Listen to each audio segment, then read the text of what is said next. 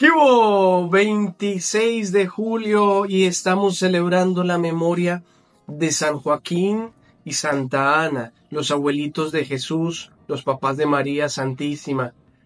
Nos vamos a encomendar a ellos, grandes, grandes y bellos.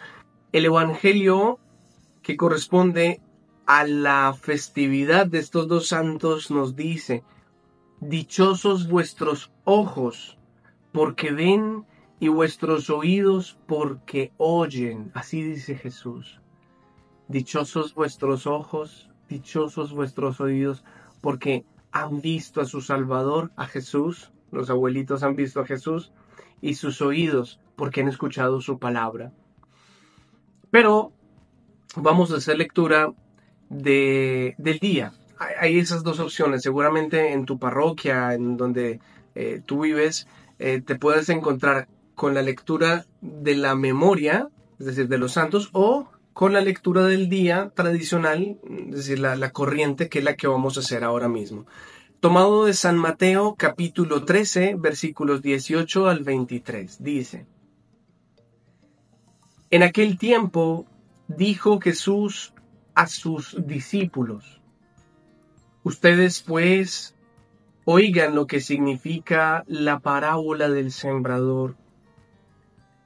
Si uno escucha la palabra del reino sin entenderla, viene el maligno y roba lo sembrado en su corazón. Esto significa lo sembrado al borde del camino. Lo sembrado en terreno pedregoso significa el que escucha la palabra de Dios y la acepta enseguida con alegría, pero no tiene raíces. Es inconstante, y en cuanto viene una dificultad y persecución por la palabra, enseguida sucumbe. Lo sembrado entre abrojos significa el que escucha la palabra de Dios, pero los afanes de la vida, la seducción de las riquezas, ahogan la palabra y se queda estéril. Lo sembrado en tierra buena significa el que escucha la palabra y la entiende. Ese da fruto y produce 100 o 60 o 30 por uno. Palabra del Señor. Gloria a ti, Señor Jesús. ¿Te acuerdas que en estos días te había dicho que se leía una parábola? Pues era esta, la parábola del sembrador, aquel que salió a sembrar y que unas semillitas cayeron al borde del camino, otras incluso en terreno pedregoso, otras entre abrojos y otras en tierra fértil, en tierra buena. Y entonces aquí está explicando Jesús qué significa cada uno de estos, cada uno de estos. Yo no sé, pero siento que la palabra de Dios cada vez está más cerca, está más fácil de poderla escuchar, de poder verla en la Eucaristía. La palabra de Dios está muy cerca, mucho más de lo que lo estuvo en otras épocas.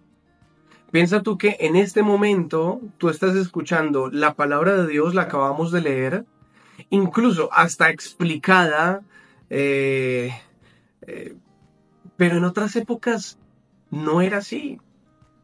En otras épocas apenas era la lectura de la misa los domingos, ni siquiera lectura diaria, no tenían la costumbre de hacer la Eucaristía diaria. Esa es una costumbre que, con el paso de los siglos se fue consolidando la lectura diaria. Pero piensa que antiguamente muchos, la mayoría, eran analfabetas, no tenían la Biblia como nosotros la podemos tener, el libro en nuestra propia casa, sino que eran los grandes códices que solamente estaban en grandes bibliotecas, monasterios o iglesias.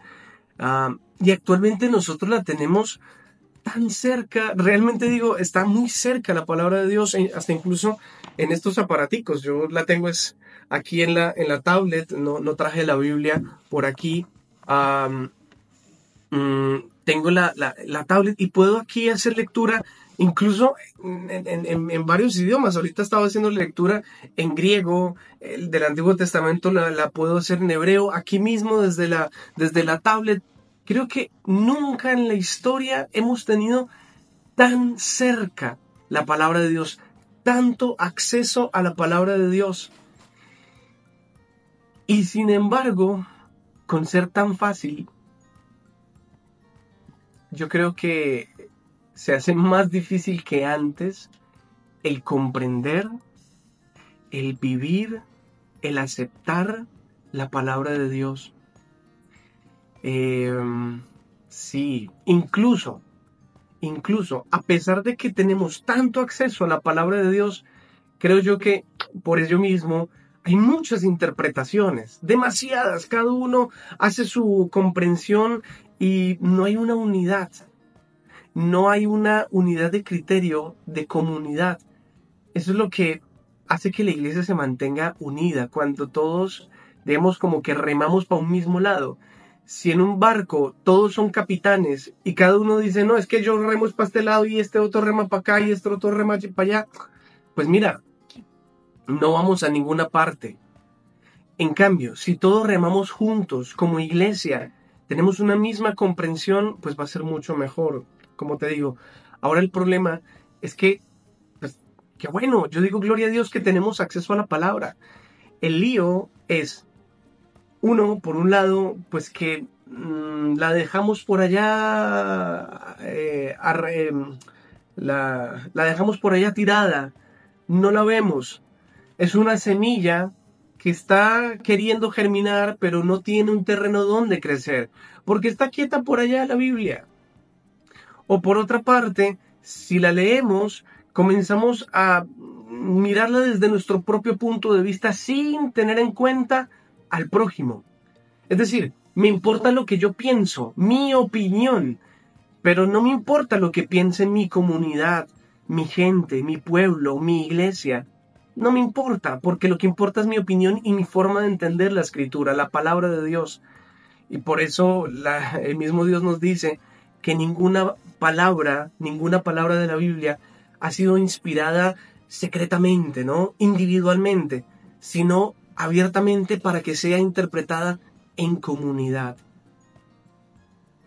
Entonces, digo, qué curioso este tiempo, ¿sabes? Nunca en toda la historia se ha tenido tanto acceso a la palabra de Dios como ahora.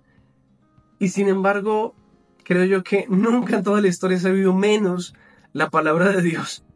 Porque cada uno, de acuerdo a sus criterios, cada uno un poquito con la indisciplina, digámoslo así, como la falta de constancia, pues termina dejando de lado la palabra.